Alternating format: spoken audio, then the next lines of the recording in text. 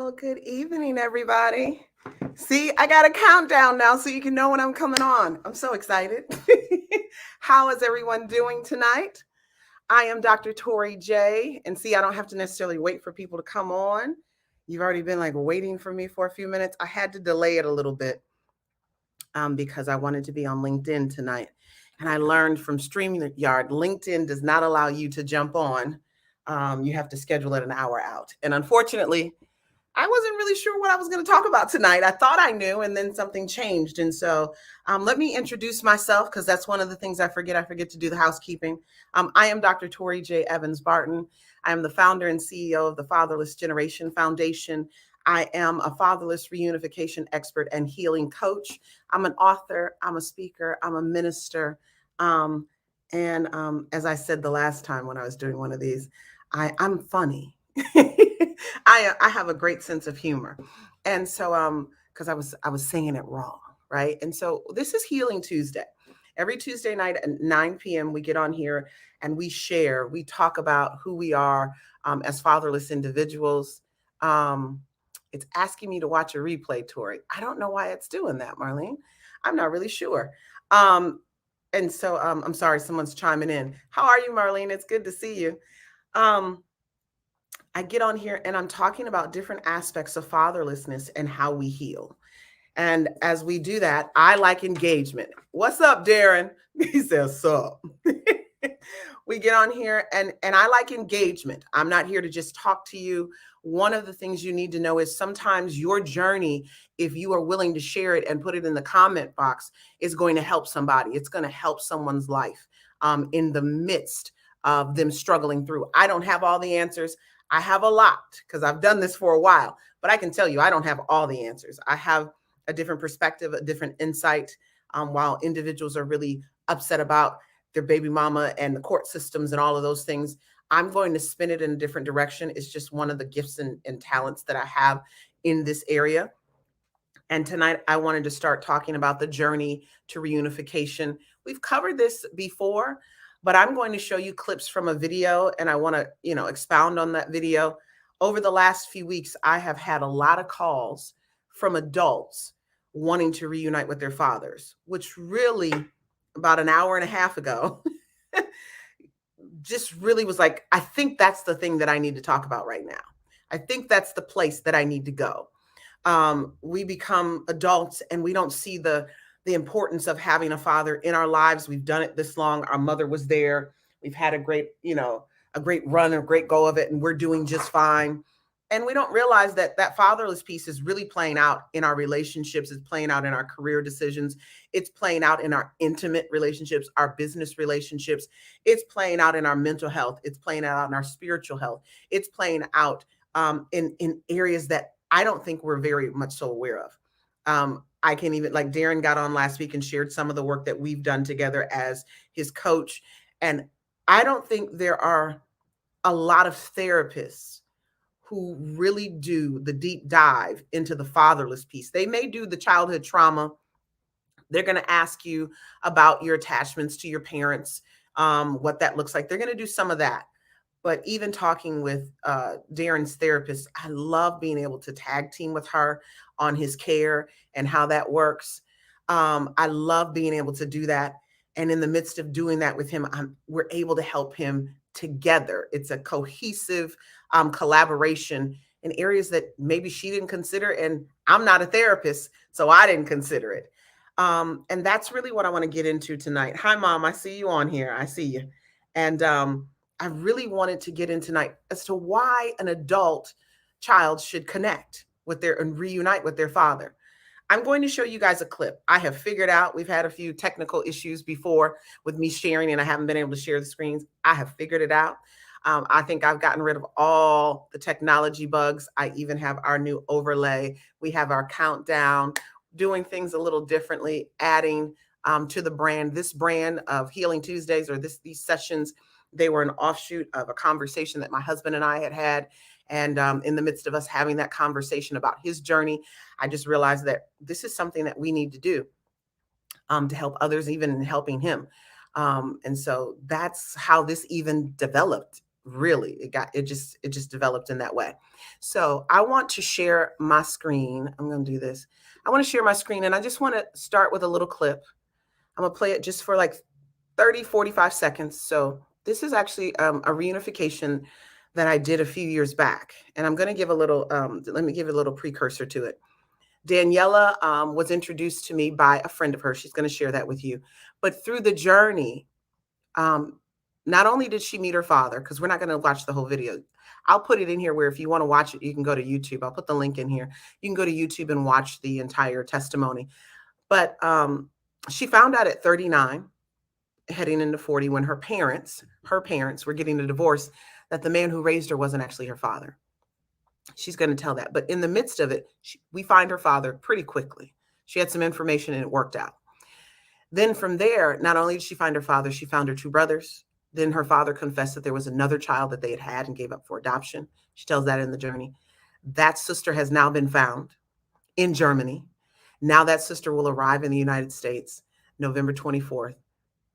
Or so, I'm giving this girl's dates when she coming to town. I'm sorry. She coming in November, right? And so I will get to meet her and be a part of that reunification as well. So I just want you guys to know, like, this work is real.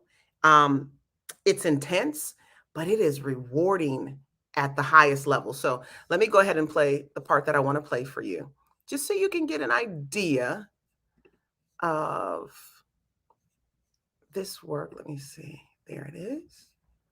Boom. You see Daniela there. So I reached out to the fatherless generation with Dr. Torri because I had learned back in 2016 that the man that actually raised me was actually my stepdad and my adopted dad. And so I needed a way to actually locate my biological father, and I had no clue on how to do that. I had a girlfriend that knew Dr. Torri and put me in contact with her, so I could have the resources to help me locate my father, because that's actually what Dr. Torri does with the fatherless generation.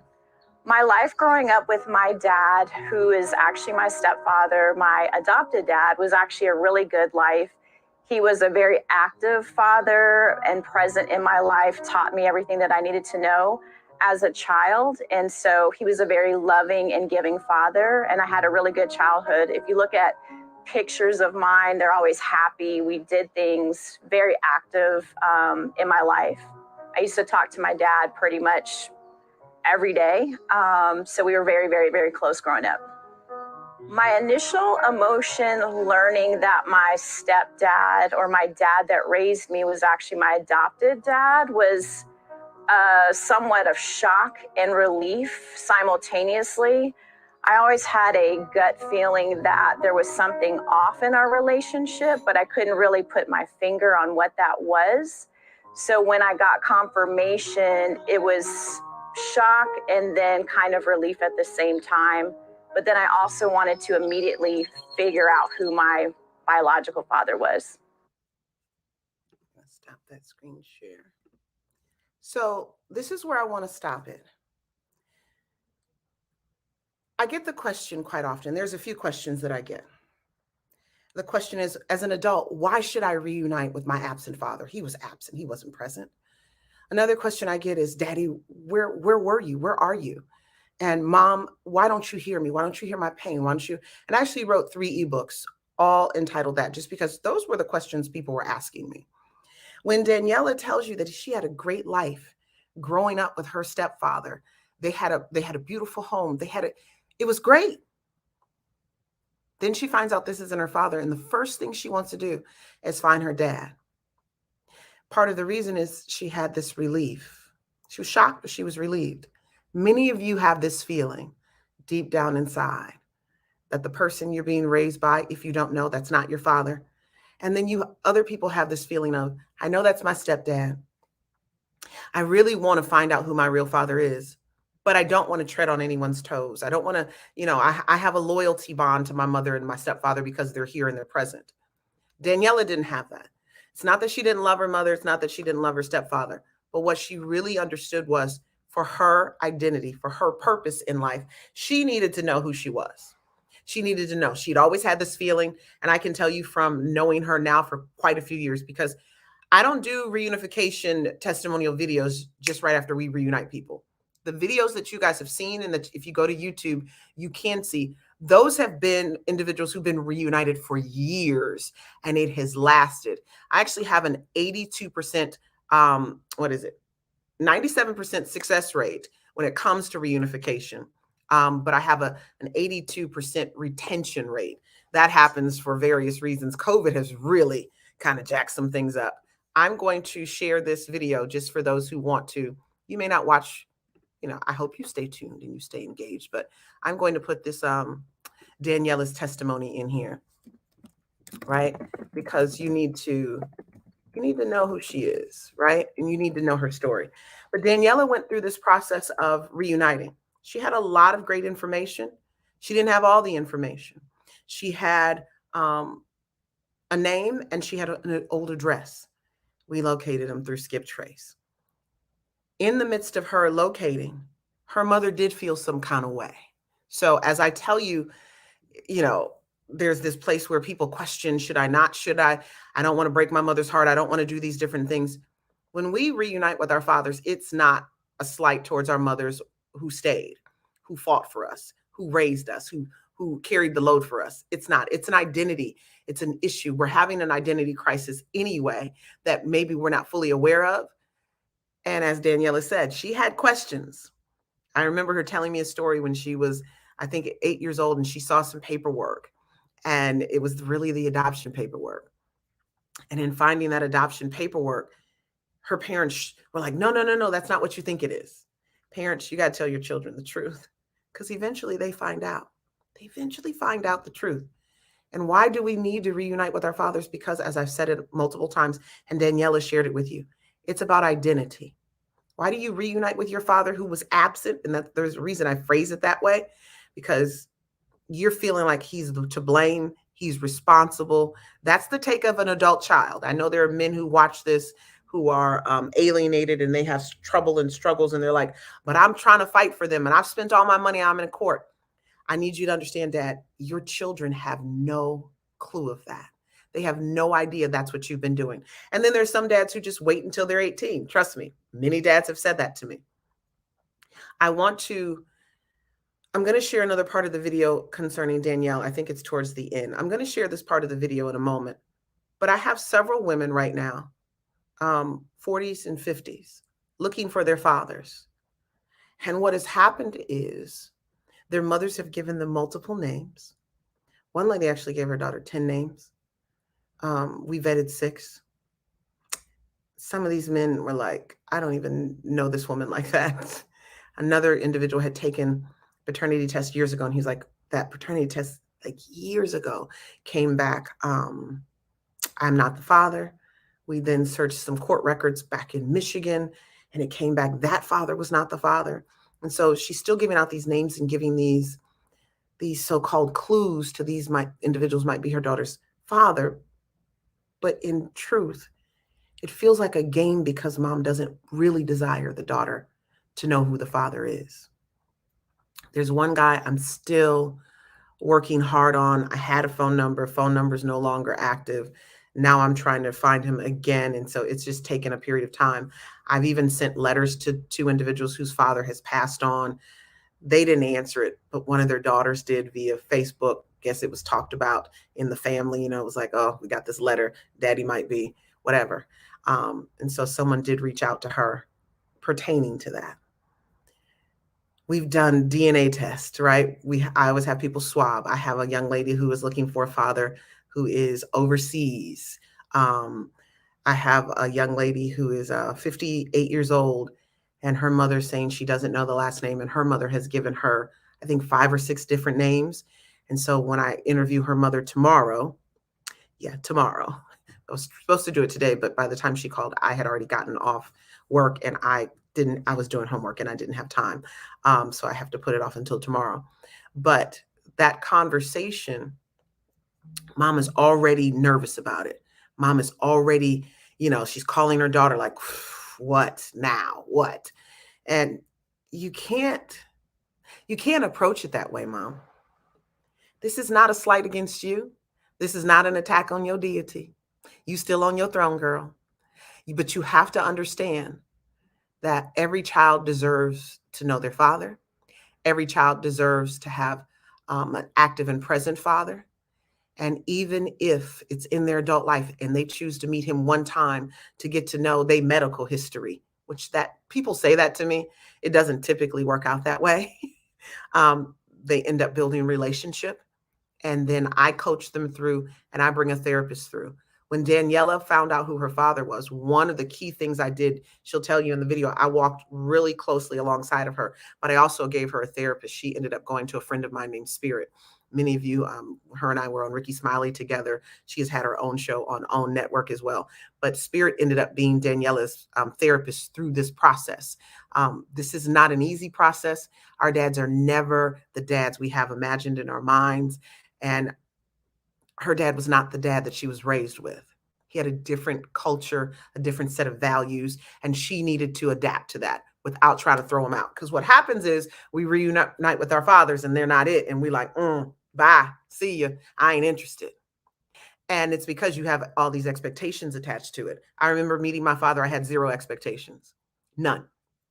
Whatever he gives me is more than what I have. And there were times when he said some things to me that I was like, nope, that's not the conversation we're going to be having, sir. I'm trying to get to know you. I will tell you, in getting to know my father, there were some awkward moments. And there were some moments where I knew what to share with Daniela because my dad was not like, it was just like, oh, God had, oh, let's go here. For you believers who are like, oh, I'm fatherless, but God is my father. Heavenly Father is my father. Let me tell you something. There is nothing like having your earthly father and God as your father. There was a place where my father was really distorting my perception of God the Father. And I wrote him a letter and said, hey, I don't want to talk to you no more. I'm done with this. You're messing up my perception of God because of your imperfections. How kooky and entitled am I? And 2 weeks later, I called him back and was like, no, I need this relationship. As, you know, as imperfect as he is, he's human. Hello. As imperfect as he is, I needed that relationship. And in needing the relationship with my father, I stayed connected. And I got a lot of valuable and interesting information about who I am. But I recognize there are different phases through the journey of reunification where many of us will hit the exit button, we'll hit the eject button, and I ain't doing this. Because you were raised with one set of values and your dad's going to bring a different set. But that's the beauty of parents, right? Each parent is bringing a collaboration to the table. Each parent is bringing you what it is that you need in order to develop, because guess what? You have the DNA of both of your parents. My friend Travis texted me on Facebook a moment ago on my stories. I've been working out a lot, not as much as I should this month, but I've been working out. And I post the videos as accountability, but also encouragement. And I noticed some of my friends, I see y'all out there working out more. And people have inboxed me and was like, you know what? You've encouraged me. I got to get to it. And so he commented on that and he was like, who you trying to get strong for? Like, what's really going on? And, but I remember having a conversation with Travis because there was a lady in the city that he lives in who needed some help. And I knew he had the connections. And he was like, you know, Torri, the work you're doing is amazing. He said, I've always had to be connected to my children so that I can speak to the parts of them that are in me. And that's what dads do. They speak to the parts of them that happen to be in you, the DNA, those aspects. Many of us don't think of it that way because growing up, everybody said, oh, Torri, you look just like your mama. Oh, you and your mama look just alike. And we do. But I can also say, I think my mother, and I've told you guys this before, I think my mother and father look so much alike. I'm like, y'all might be related. This is crazy. I feel like they have a lot of similarities. And when meeting my father, I saw that. I saw parts of me. And then, you know, my mother will say things. She'll say things when I send her pictures or whatever. And she'll say, girl, you look just like Joe. You know, she'll say his last name. I'm sorry, I ain't gonna put my dad's last name out here. But she'll say things like that. And it's like, wow. That's when she says that, she'll know. It's like, it makes my heart like, whoo, wow, I didn't know that. But I want you guys to hear. I'm hoping I have it cute. I hope I have the right. My phone is just beeping like crazy. I hope I have the right place for this video. Daniela gives so many different nuggets. It's ridiculous. Somebody, let me see. Where I came from. Yeah, that's it.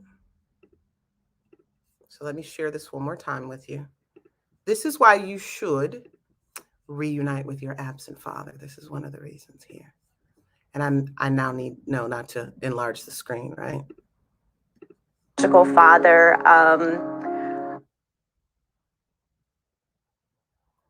Grew up with him. We're very close and tight, but it still doesn't resonate the same having a full-blooded sibling. The fact that we share DNA together, it's just different. So my recommendation for someone who is looking to find their biological father, I think I'm a little bit different because I'm one of those individuals that I want to know the information. I'm not afraid of information. I just kind of go after stuff. So I would say to those individuals, move in grace and understanding, because in my situation, my mother fought tooth and nail, not wanting to share the information, and I had to let her know I wasn't judging her. I just wanted to know where I came from to help me find my dad, because it was important to me not only to know where I come from, but also from a health perspective and just kind of wanting to know other family members.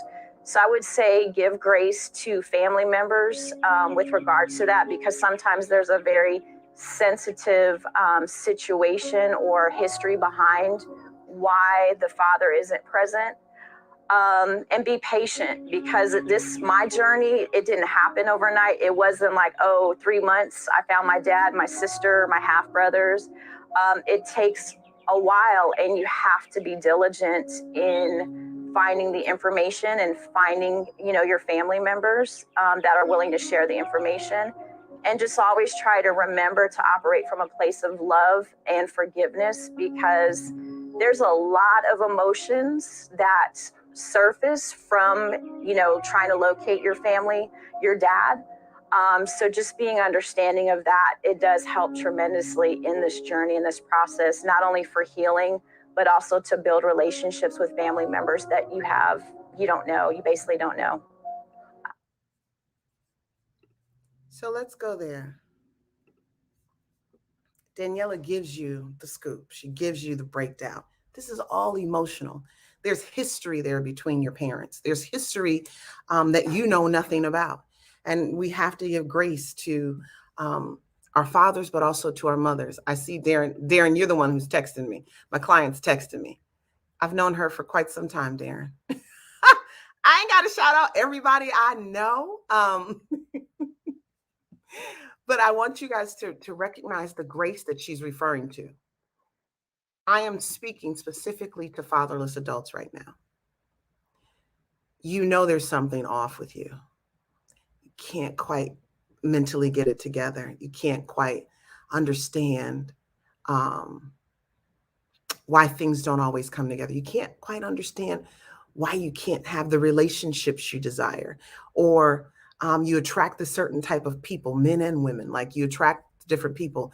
Your friendships aren't where they need to be, because this isn't always about the romantic relationships. I've had some interesting friendships, platonic friendships, where I was the culprit or they were the culprit of like the dysfunction of the friendship.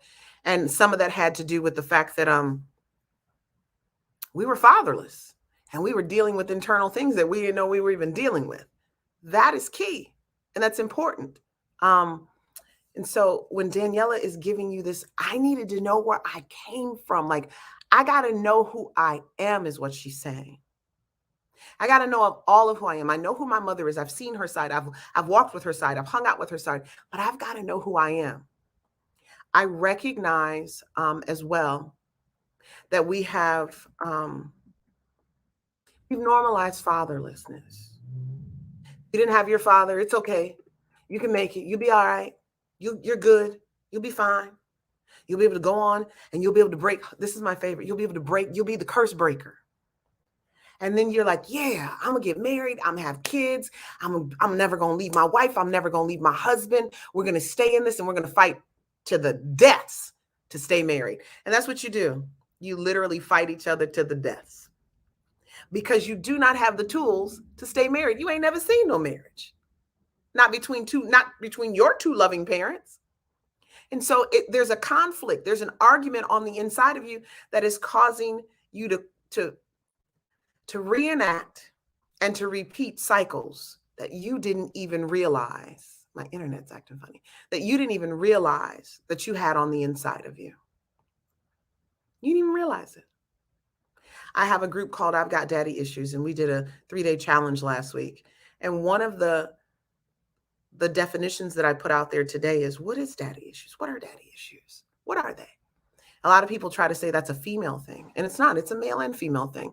And it happens to be from individuals who didn't grow up with a father or who grew up with a father in the home that was dysfunctional. Some of you will say, but my father was in the home, but he was emotionally absent. Go back and watch what Darren said last week. That's fatherless. Well, he was dysfunctional. He was an alcoholic. He was addicted to something. He was absent as far as he worked, and he worked and he worked. Some of you feel like you didn't have a father even in that regard. And when we normalize fatherlessness, so often what happens is people aren't checking in on their mental health, or people aren't saying, well, I need my father because I need to get some things that I didn't get growing up. It's normal not to have a dad, so you don't even realize you need one. You don't even realize it. Oh, well, I had a coach.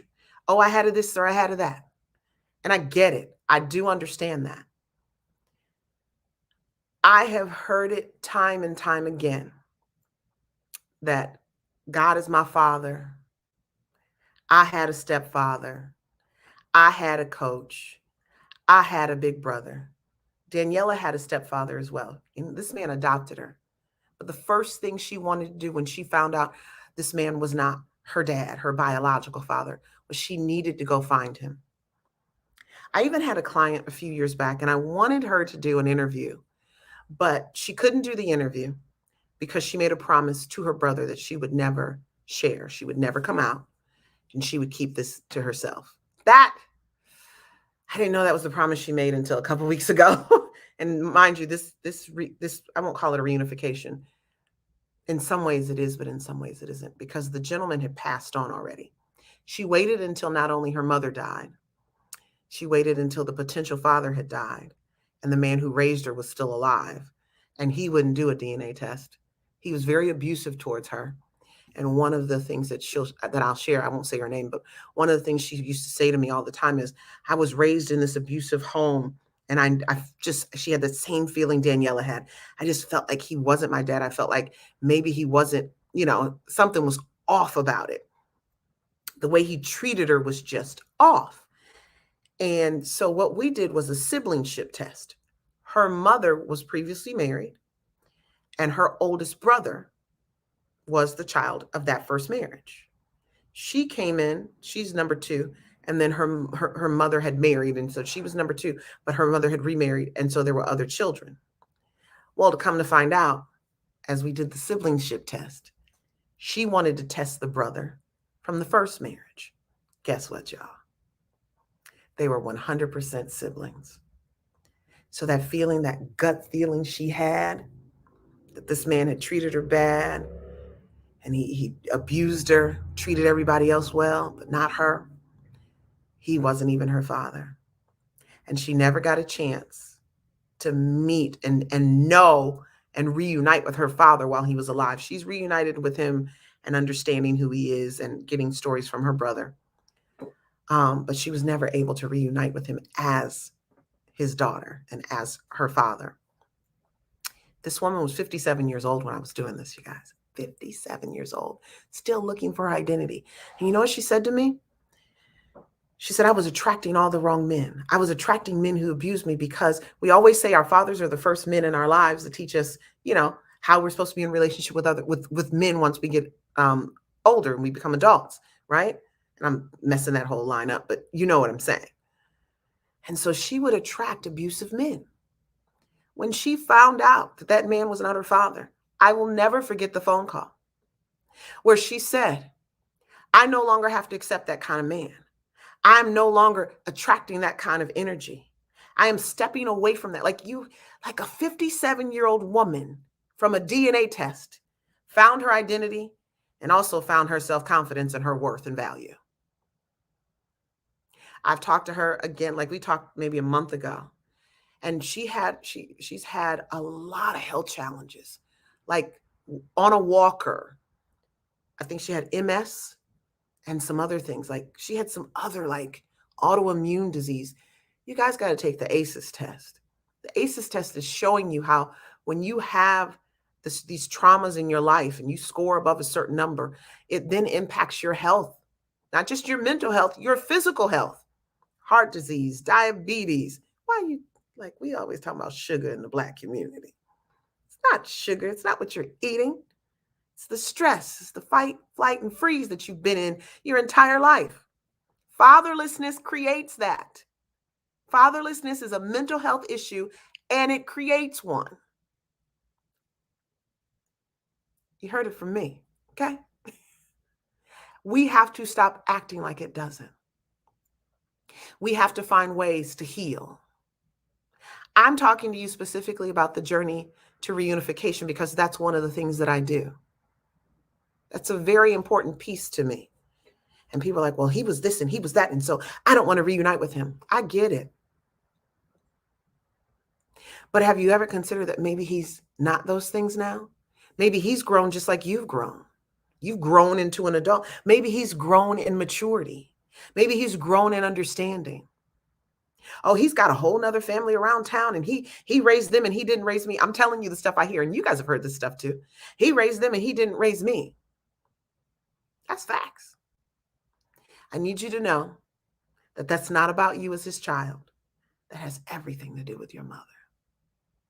Sometimes men don't know how to fix the broken pieces. So they go and start all over and they fight to get that right. Maybe he couldn't get it right with your mother. So he got it right there. And then trying to see you, there was so much of a barrier and so much brokenness. He couldn't get it right. That's not an excuse. That's a reason. And we have to start allowing men to give us reasons. Oh, he's always making up excuses. No, he's got a reason. And many times your mama's one of them. You don't think so, but I promise you she is. I promise you. We watch Maury all the time and people are on there. He's 1,000% sure he's the father. And it turns out he's not the father. But yet we still think men are the culprits, the number one culprit of why people are fatherless. Have you ever considered that it takes two to tango? So maybe both parties are equally responsible. And this isn't about blaming our parents. We're too old to be blaming people. This is not about a blame game. This is about doing what you need to do to uncover who you are. So never approach it from a blame perspective, because what you're going to get is an attitude from people. You want to walk up to your dad and tell him like it is and give him your business, you're never going to get the father that you need. You're never going to get the conversation that you need to walk into your identity and walk into all of who you are. It's not going to happen. You want to walk into a room and blame your mother and call her names because she had sex with multiple people. You've had sex with multiple people. The problem is we have our parents in a box in our minds, not recognizing that they are men and women. They were a child and then they were a man and a woman before they became your mother and father. And we like to eliminate that. We like to eliminate that piece.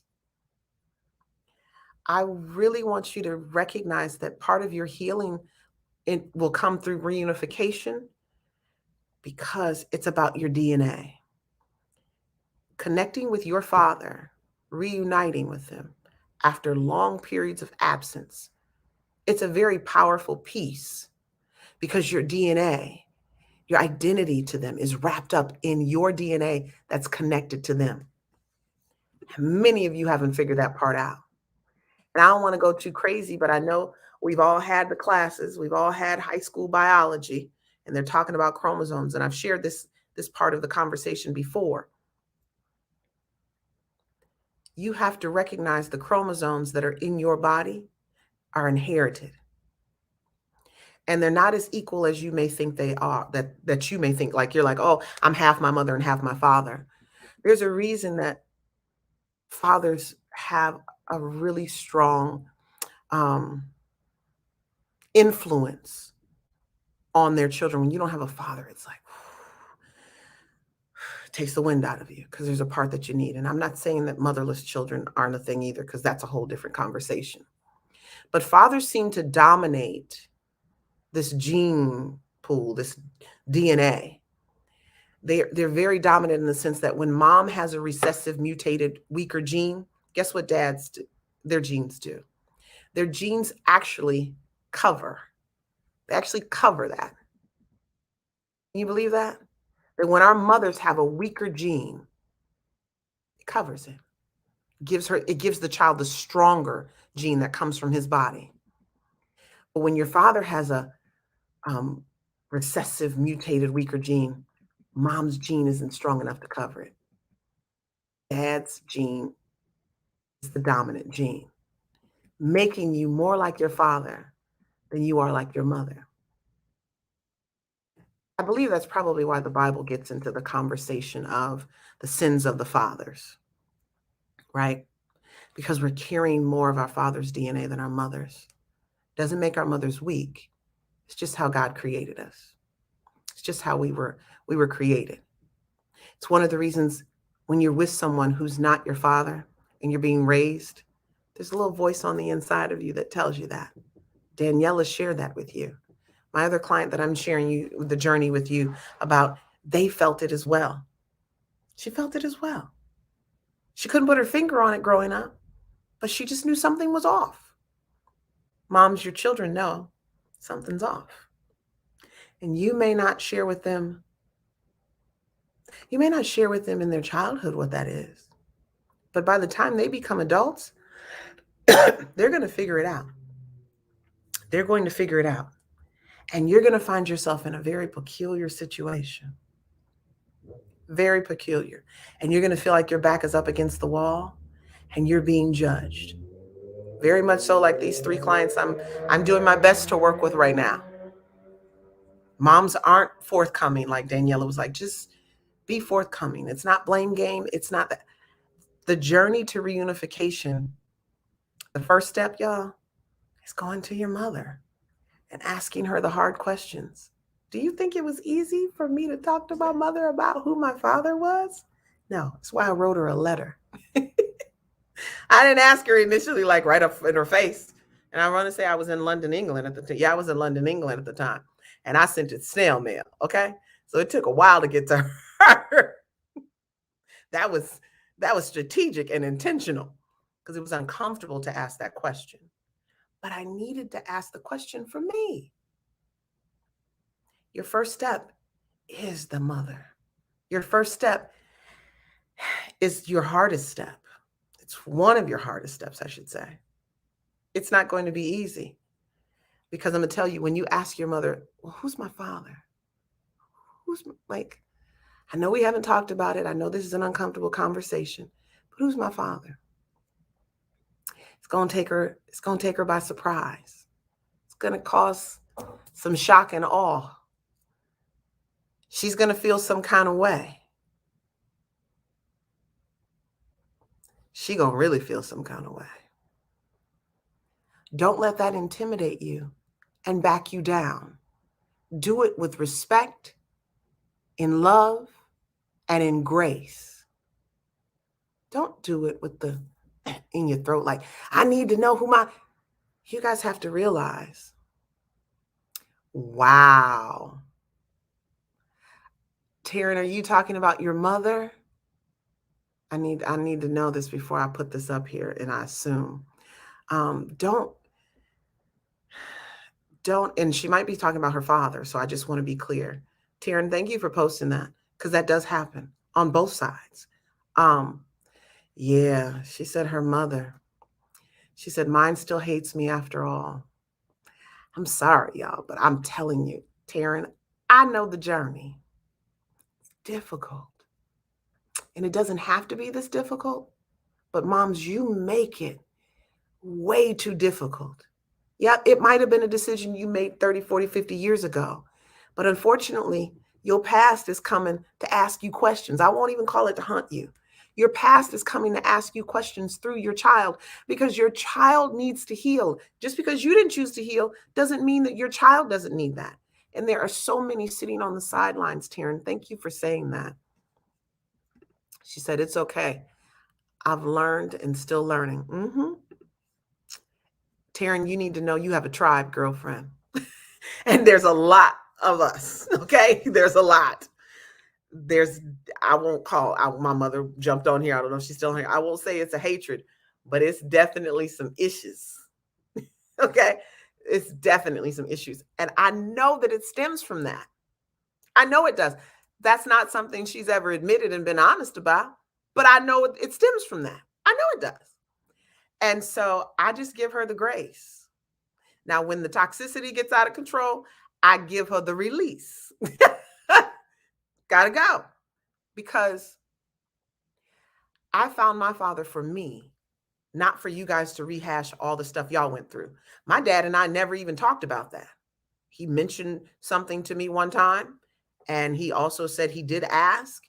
And I don't blame either one of my parents for not having my father until I was 31 years old. That's not a blame game. I don't have an issue with my mother because she didn't tell me. I look at certain things and I'm like, well, maybe it was best that I didn't. But people have issues with that. And I'm sorry, Taryn. You know what? Because when you wrote that, I'm like, man, you hear, you experience it.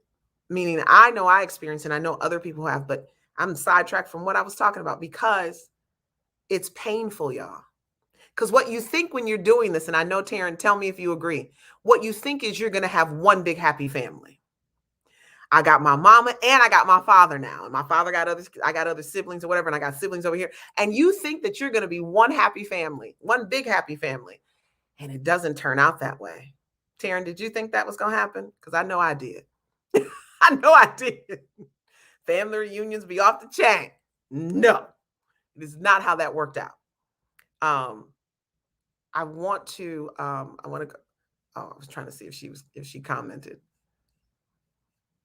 Yes, she did. She said, the most painful thing in my life, I can't have them both. Oh, girl, you gonna make me cry tonight. She said, yes, I did. Girl, you gonna make me cry tonight. So as I'm talking to you about the journey to reunification and that you have to talk to your mother, you're gonna have to count the cost. I would never go backwards because what it did was birth purpose in me. I didn't know I was going to lose that like that. Taryn, you done messed me up tonight, girl. You've totally messed me up. I had no idea that that would happen. She said, this is real life, sis. It's been you're saying 6 years. I think that's what she's saying. And mine has been 15, I want to say. No, it's been longer than that because my father passed in 2007 and I had him 2 years. So 2005. So it's been 16 years. So you're at 6, I'm at 16 years. I had 2.5 years with my father. And the way the relationship still is with my mother and other things, you would think that he was still around still, but it's not that. And it doesn't make my mother a bad person. That's not what I'm saying at all. Wow. Oh, no, it ain't. See, she said, it's been 6 years since we last spoke. This is a blessing. Wow, Taryn, 6 years since you spoke to your mother. Oh, babe, girl, I'm going to pray for you. Like you on my prayer list, because I know that's got to be hard. Because like I said, we thought we were going to have one big happy family. And in asking our mothers the challenges, right? All of the, we got to ask her. She's the go-to person. She's the only one who knows. What do you do? So you ask, but you got to count the cost. And I don't want you to think that the cost is too high because the cost is not. Look what Taryn just said. Turns out my daddy is my best friend.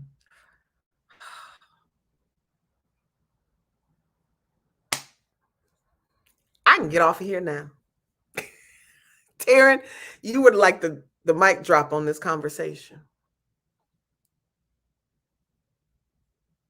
The journey to reunification starts with your mother and then goes through a series of processes of locating. And then once you locate, meeting up, right? Meeting up with this person, a stranger who's more than likely going to tell you that they love you as soon as they meet you. I did my DNA test before I met my father in person, just so you know. I didn't want to get to know nobody that wasn't really my daddy. I wasn't interested. That was not it. Not at all. So some of you need to figure out, do you want to get to know the person first? Do you want to go meet them and then do the DNA test?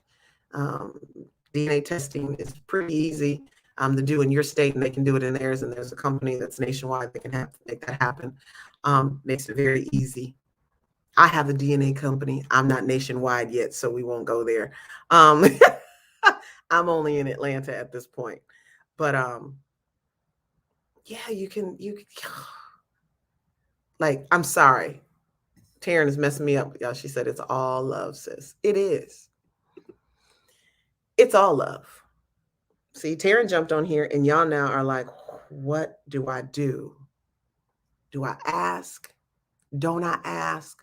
Do I say? Don't I say? I'm going to go meet this stranger. Do I meet him first? Do I meet him second? That's something you sit quietly enough, you'll know. You'll know what you want to do. Listen to you, not the voices of other people, not your aunties, your uncles, none of them, because they're going to be wondering why you need to know. Why you go? We've been your family this whole time. Taryn, tell him we've been your family. Why you need to know who he is? Why you need to know? It becomes all of that. And yes, I'm talking in that vernacular on purpose. There's a reason, because that's the ignorance of it all. I need to know me. That's why I need to know. I need to know who I am, where I come from, who I belong to, and all of these other things. It's why. And as long as my why is good enough for me, I don't care if it's good enough for you. There are dads who are waiting on the sidelines, fighting behind the scenes, got court cases this high, waiting to show you, but you'll never know because you don't know who they are. You got dads who walked away because they were young and dumb, and they had a one-night stand or a one-fling situation with your mother, and they made a bad decision. Does that mean that they don't get a chance to at least meet you?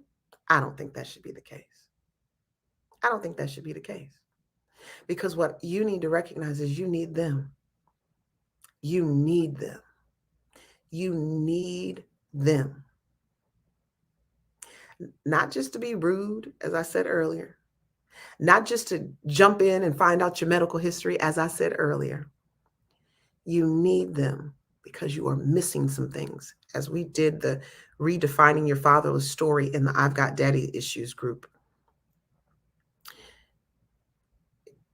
I discussed the fact that the emotions that we have as fatherless children, as adults, there's three: angry, happy, and sad.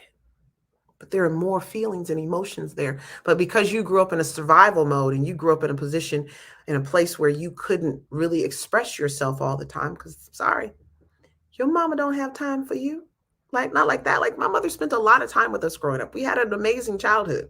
I would never disparage my upbringing, but I can tell you that when I became an adult, I looked back and was like, oh, I missed a whole lot of stuff. See, when you're in it, you don't realize what you're missing. But when you're an adult, and it wasn't even about relationships. I was interacting with people who had fathers. I'm in college. I'm at work. I'm in society. And I'm interacting with people who have fathers. And I'm like, I'm missing some stuff. She said, don't forget indifferent. It's a learned behavior. And that's what I want to say, Taryn. Most people don't even know that that's what it is. So one of the things that I did in the I've Got Daddy Issues page is I put a whole list of emotions and feelings up there. And one lady said, who is my client, she knows now, but she's done the work with me for a while. She said, who knew we had so many feelers? Who knew? Because we only resort to, and we call it indifferent or numb. But guess what? You can't connect. I'm going to leave y'all with this piece because I put it in my Dr. Torri J page. See, I got a few pages going at the same time. And it was a meme that I saw. And I'm going to read it to you. It was a meme that I saw, and I made a comment about it. If a man is disconnected from his emotions and numbs himself, he will struggle to be a safe place or safe space for a woman's feminine energy. I'll read that one more time. If a man is disconnected from his emotions and numbs himself, he will struggle to be a safe space for a woman's feminine energy. When you realize the challenges, the role reversals that are learned behavior in a fatherless home, you'll recognize why this is so true. Some young lady, Bobby Jones, she posted on my Instagram where I posted it. She said, boys are socialized to suck it up, don't cry, right? You're teaching them to numb it. But in fatherless homes, they're taught to do that, yes. And they're more effeminate because they're being raised by their mothers who are modeling them as women because there's no men in the home. You're modeling them as what you think a man is, which is still feminine. Lots of feminine traits. But then here's the kicker. You're raising your daughters super independent, super masculine. You don't need a man. You need to be strong. You need to be tough because you can't count on no man and men going to leave you. And see, mama's doing all that from her own trauma response. That's her trauma response. I'll make sure my daughter don't need anybody because her daddy left me. See, it's all from that. So then you get the young man raised in a single parent home, effeminate. He thinks he knows what manhood is. He's been around some bras. He got brothers. He got other siblings. He got half siblings. Guess what? They was raised by the same single mama you was raised by. And then you got the young lady who's masculine because she's been taught independence, hyper independence. And you bring them together and there's conflict because he knows biblically, I'm supposed to be the man of the house and you're supposed to submit to me. Like that's where we're at. And it's just like this, it's gunfire. And she's thinking, you too soft. I don't feel safe with you. I want to be a woman, but I don't feel protected. So here I have all this masculine energy. And then he feels emasculated by this woman. And he doesn't even know what masculine means. We are in a deficit, y'all. And how you heal is you've got to attack this stuff head on. How you heal is you have to go to your mother and say, Mom, I got a couple questions. And when she gives you the answers to who your father is or may be, no judgment. She may give you more than one name. No judgment, people. Grace. And when she does that, you need to find a PI. You need to find somebody who can help you reunite with them. I'd like to help you, but I can't help everyone. So be clear. I don't take every case that comes my way concerning reunification. Some of those are just, it's unrealistic. His name is John Smith. You have a phone number, you think. You don't know where he lived. Like, I can't take every call that I get. That's not a real thing for me. But you've got to then make those steps towards getting to know who he could be, where he may live. You got to locate him. Once you locate him, you've got to write a letter, make a phone call, send an email, send a family member who's neutral. Sometimes you got to figure out what that strategy is once you locate them. What is that strategy? And moms, I'm going to back up. Stop giving these children wrong names. Stop lying to your children about who their father is, trying to protect yourself. Secrets kill. Secrets kill. What's that post I put? I've been posting like crazy lately, you guys. As part of my, I don't know, I realized the other day, social media is helping. Not really. My anxiety. Working out does that more than social media. But I listen to podcasts when I'm walking my dog, if I'm not talking and handling business. And I heard Bishop T.D. Jakes say, you can't get delivered from the demon in your house because you're wrestling between deliverance and secrets. Mom, you got too many secrets. And you're watching your children be successful in their careers, but struggle in their relationships. You say, my children, I'm so proud of my children. They're doing great. But your daughter can't get married to save her life. Your son out here womanizing, and you suspect it, but you don't know because you his mama, and so he gonna keep you far away from that. Wrestling between deliverance, getting free, breaking free, being able to be the curse breaker in your family, and secrets. You can't be the curse breaker and you got secrets in your family. Your family hasn't even told you what's really going on. Mom, you have to be honest. There's a time when you got to just let it all go. Be honest. Your adult children deserve that. They deserve to know who their father is. And then leave it to them to decide whether or not they want to move forward. As you move forward to locate your dad, Daniela told you the word you got to follow. You follow grace. You follow grace. Grace with your father, grace with your mother.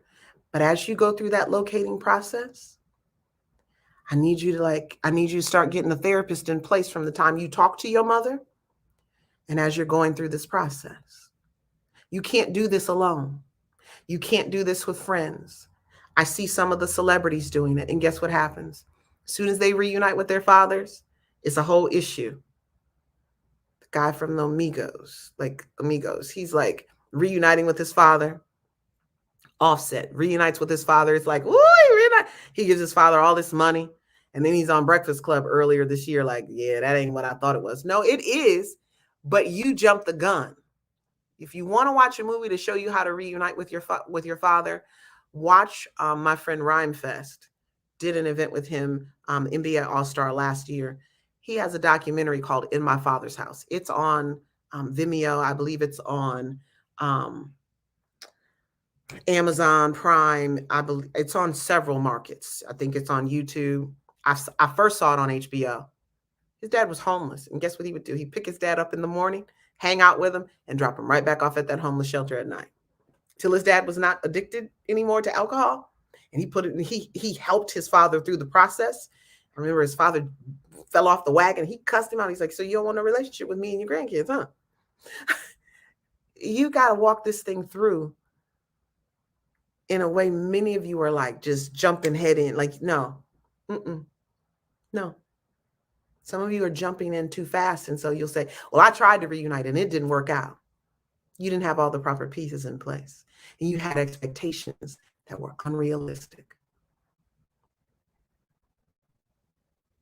And it's still bothering you.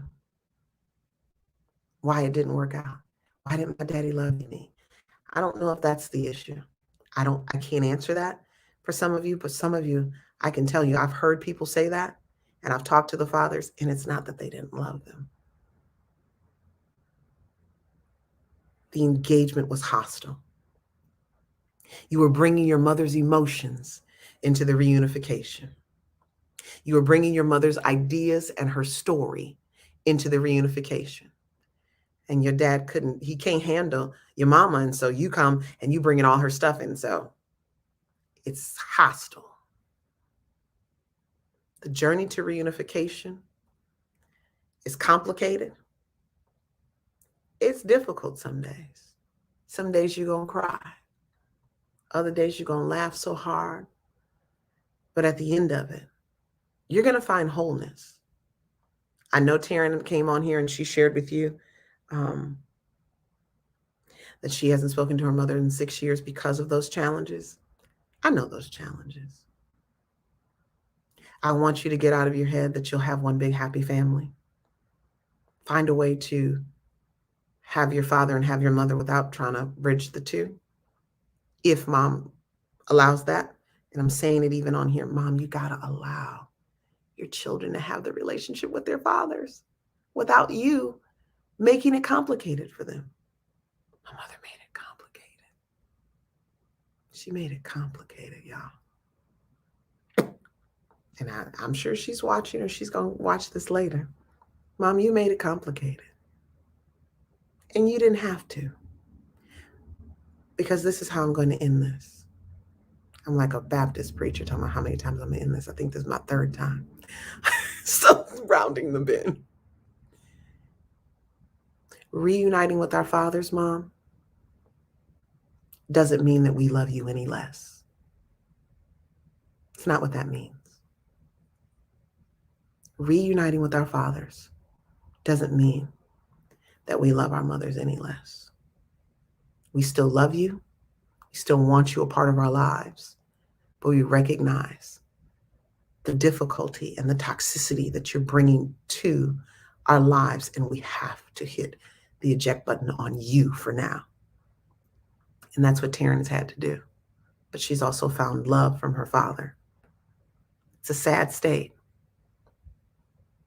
You have to count the cost. But I can tell you, it has been worth it in the end. I'm going to end there. We're going to continue to talk about this. I want to break down some other things for you, because I just know the holidays are coming up. And it's a season where people call me more and more and more. So I want to get ahead of the holidays and give you guys some steps, I've given you the first step tonight. I've given you a glimpse into the second step. But I want to really peel off the layers next week. Yeah, we're going to peel off the layers next week. And I'm going to take you step by step through things that I had to do, through things that I coach my clients to do. And we'll go from there. Okay. I know I'm rebuilding this group on Healing Tuesdays.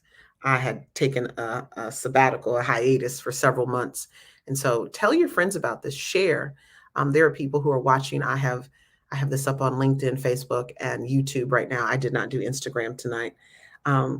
Share so that those who have grown up fatherless, who are struggling with what they need to do, who are struggling in their just life's journey, and you know it, share so that they can come on here. This is a tough conversation, and I know that healing doesn't always happen in large groups. It's one of the reasons, like this retreat that I'm doing, March of 2022. Supposed to have my website up this week. It is not up. He had some challenges because he didn't realize I had attached a Word document with all the information in there. So I had to redo some things. But I am doing a retreat in March 2022 in Sedona, Arizona, called I've Got Daddy Issues. And that retreat really is for the professional. It is for the professional woman, professional man who has a lot of things going in life, a lot, but is struggling in their day-to-day relationships, struggling in romantic relationships. I will also say that I feel like the retreat is also geared towards fathers who have been alienated and their children who've been alienated as well. So there's specific things that we're doing to take out and deal with the trauma. I've got sexologists coming. I've got relationship therapists coming. I have an affirmations coach coming. I have an African dance teacher, instructor coming. I have my trainer coming. She's coming. We were just texting yesterday. She's like, I'll make room for it. She's going to do some yoga with you guys. I'm not a yoga fan, but y'all can have at it. We're going to do some other workouts because I want to teach you thriving mechanisms. I want to teach you how to thrive, not find coping mechanisms that don't suit you. Smoking, drinking, sex, all the things that we find. We got to find great coping mechanisms that are going to help us heal.